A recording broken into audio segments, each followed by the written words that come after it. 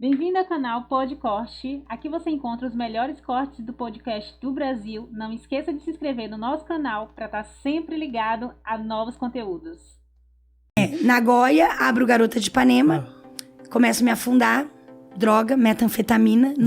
Metanfetamina. Foi a primeira droga que você experimentou? Primeira e única. Eu não fumava maconha, nunca tinha cheirado cocaína. Eu tinha cocaína dentro da minha casa, se eu quisesse. Meu pai, por diversas vezes, eu com 12 anos, ele falava... Eu surfava, ele falava, se eu te pegar em rodinha de maconheiro, porque na época surfista tinha essa... Graças a Deus, hoje mudou, né? Mas assim, surfista era maconheiro. Então meu pai falava, se eu te pegar em rodinha de maconheiro, te dou uma surra, se você quiser, tem dentro de casa, você vai fumar comigo. E eu ficava, gente, meu pai é louco, 12 anos, sabe? Eu achava tudo muito, assim, estranho, mas sempre respeitei meu pai e nunca pedi pra usar droga com meu pai, nunca usei droga com meu pai, nunca. E aos 18 anos, dentro do Garota de Ipanema, eu conheci uma menina, que é de Andradina, Alessandra Amada, e ela era usuária. No Brasil, cocaína, chegou no Japão, cristal, metanfetamina. E eu tava com um problema ali, um dia, numa situação, e eu falei, quer saber? Todos os problemas que eu tinha, eu ficava dormindo muitas horas, 14 horas, queria dormir. E eu falei, eu vou usar, porque ele inibe o sono, o apetite, então eu vou usar. E aí ela ainda falou, prima, não faz isso daqui vicia, é pior do que cocaína. E eu falei, não, só vou usar hoje, cheirar hoje. E daí eu comecei, naquele dia, e fui parar com 33 anos de idade. Então, dos 18 aos 33, eu fui dependente da metanfetamina. Você sentiu que viciou direto? Viciou e eu não conseguia ficar sem. O que você sentiu quando você Eu sentia, assim, disposição. Eu sentia coragem de fazer coisas. Ela acaba potencializando aquilo que você quer falar, mas não tem coragem. Né? Aquilo que você quer brigar, mas você fala, eu não vou porque eu tenho medo da reação da pessoa. Então, quando eu usava, eu falava, não quero saber, né? Até vi a Nicole falando, você dá um soco, você tem que esperar, provavelmente você vai receber outro. E você pensa, né? Você fala, eu vou falar, mas a resposta... E com a metanfetamina, não. Você não tem medo das consequências. Não é uma droga filtro. Terrível, não tem filtro nenhum. Você nunca usou, né? Não, nenhuma. Imagina. Nem beber cerveja eu bebo, nada. Não, mas a forma que as pessoas falam, Rafinha. Nada. Falei, meu Deus, você imagina. Até deveria. Não, porque Rafinha, não. Já que tenho a fama... Tinha. Deito na cama. Tinha. Mas então a tua experiência com a droga foi desse jeito? Foi terrível. Terrível. Porque a metanfetamina, ela é comparada assim, parece um sal grosso, né? Um cristal. E daí tem pessoas que injetam, tem pessoas que fumam e tem pessoas que cheiram. Que transforma tipo num pó na cocaína e é a forma que eu utilizava. Qual foi a situação mais louca que a droga te colocou? Várias. Inclusive, quando eu estava namorando com o Ronaldo, que eu fecho Garota de Ipanema, porque eu vi que eu tava, assim, muito drogada. E no Japão, assim, a pena para o usuário começa de 7 meses, pode chegar a 3 anos. E eu temia muito de passar. Cadeia? De cadeia. Pra usuário? Usuário. Caramba.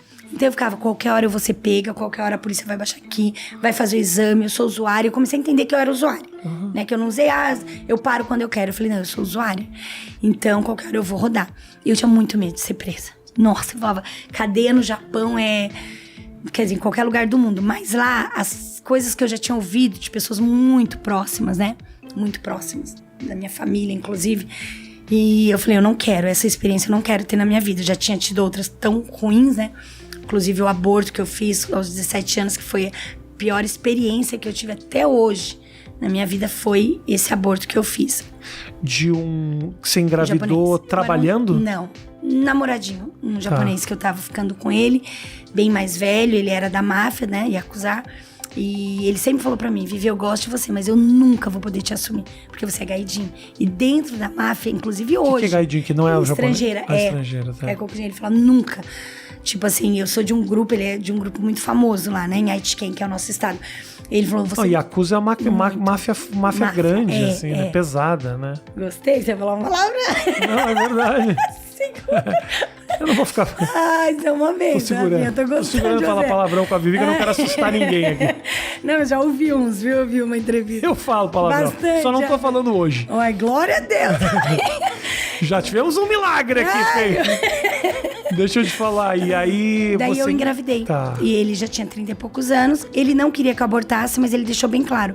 Eu nunca vou poder te apresentar, né, pra minha família, pro grupo, né, Yakuza, que a gente fala, grupo Yakuza. E você sempre vai estar vivendo uma vida paralela ao que eu vivo. E daí eu não quis. Conversei na época, minha mãe, né, foi quem assinou, porque eu, menor de idade, não poderia. E minha mãe foi comigo e foi a pior experiência que eu tive na minha vida. Porque eu nunca tinha ido no ginecologista. Nunca. Eu tinha entrado pra fazer um exame. E de repente eu entro pra fazer um aborto. Então aquilo gerou muitas feridas. Eu falo que se eu já era meio revoltada, uma pessoa meio doida, depois do aborto gerou muitas sequelas, não só físicas, mas emocionais. Uma culpa.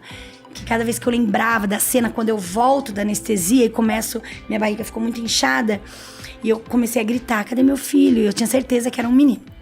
Eu comecei a gritar, meu filho.